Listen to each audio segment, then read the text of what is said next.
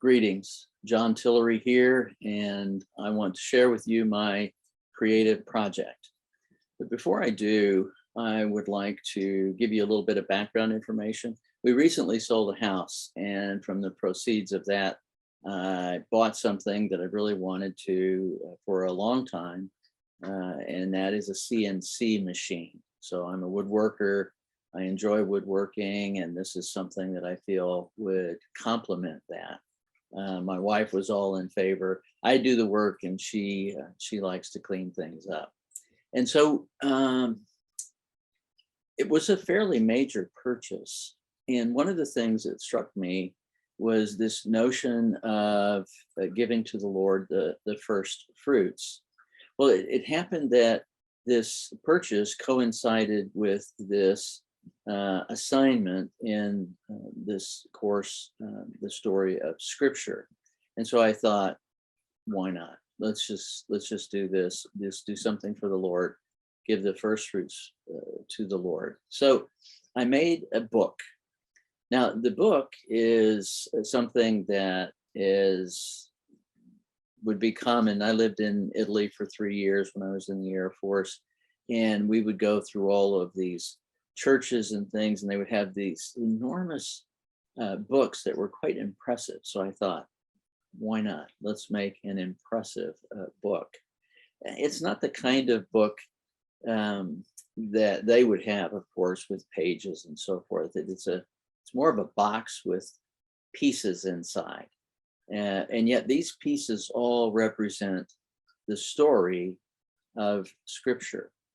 And I hope to demonstrate that through the symbolism that's used, the inlays, the carving, the 3D carving, and the exotic woods.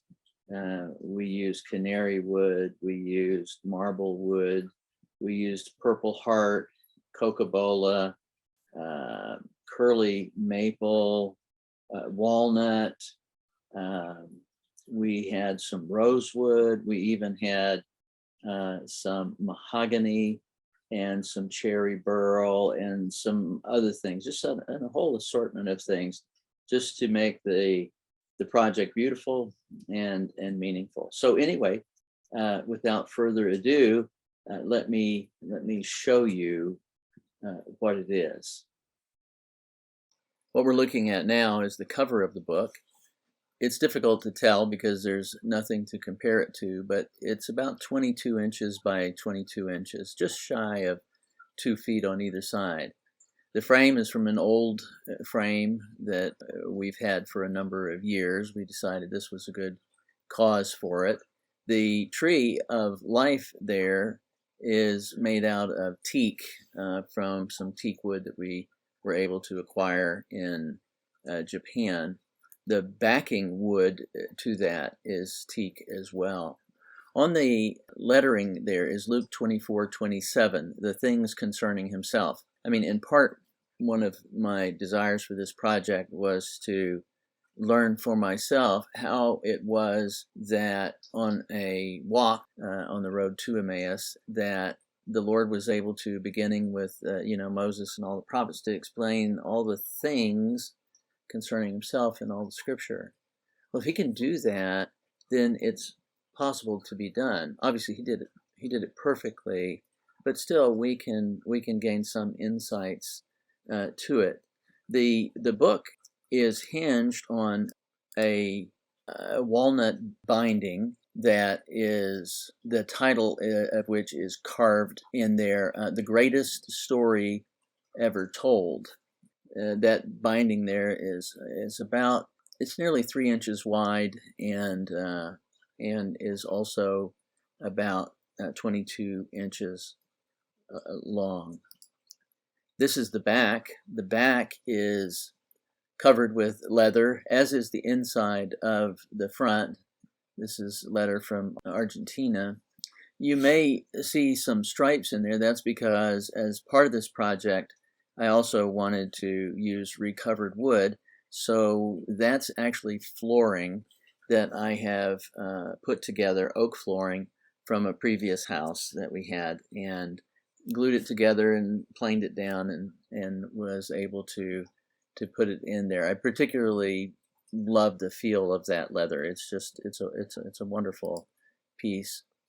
Then on the inside of the book, if you open it up, minus the all the pieces that actually sit in front of this, we see a city in the clouds, and underneath it is a quote from John. And if I go and prepare a place for you, I will come again and take you to myself. What a wonderful, wonderful passage we have there for us. Then this is just a look of how it looks when it's open. It can set straight up with the door, with the cover closed, but when you're showing the pieces, it would open like this, and then those pieces all put together would look like this. Starting from the top, you have creation, then you have a passage from Genesis, which I'll mention in a moment. Then going from left to right, you have the fall in the form of a serpent. You have the Noahic covenant in the form of a dove. While it's difficult to tell in this picture, those are stars and are representative of Abraham. Then further to the right, you see the Mosaic covenant, the law, represented by the tablets there. Then moving down beneath the serpent, you have a Star of David with a crown in the center representing the kings of Israel, in particular David, Saul, David, and Solomon. And then you have, in the next scene, you have the prophets. And then, of course, moving over, you have the exile. And then if you go down, instead of a cross, you have you have the grapes, which are for 400 years of silence, which of course they were anything but silent. And then on the left, you have the bottom left, you have the nativity, the coming of Christ into the world. The next one is the disciples. Then you have the epistles, and then you have the Alpha and the Omega of the book of Revelation. And I'll show you those a little closer as we go along. So first, we have Genesis 1:31. Genesis 1:31 says, "And God saw everything that he had made, and behold, it was very good. There was evening and there was morning, the sixth day." So what we see here then is the creation story. We have the wildlife, we have the beauty of nature. This particular panel is about 20 inches wide and about 6 inches high, in order to give you some perspective for that. And then, of course, now we come to the serpent, a little closer view of the serpent who represents the fall. He has a little red crystal in his eye, if you notice that. And then we have the dove representing the Noahic covenant, and how the Lord promised not to destroy the earth by water again with the rainbow, and how he started the peoples over again for his purposes of salvation. Now we have the stars. It's difficult to tell, but the wood actually is in a rolling manner here, and these stars are 3D stars on the wood, and they represent, of course, Abraham looking into the night sky and not being able to count the stars and the promise to him. Then, of course, we have one of the more recognizable symbols of all the Bible, not simply the Old Testament, but the tablets representing the Ten Commandments, which represents the law in Israel.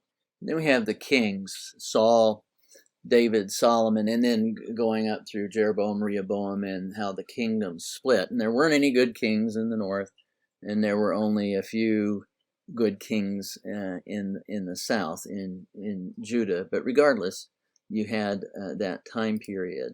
And then you go to the prophets and how they cut through all of the period of the times of the kings and all the work that they did.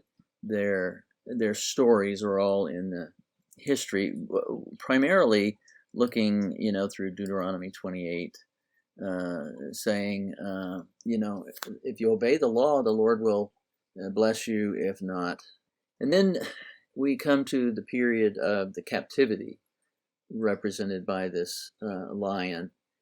The captivity was the time when Israel spent the 70 years in Babylon, and it was a very difficult period of time for them. Probably one that was foundational to the conservatism that eventually arose during the intertestamental period.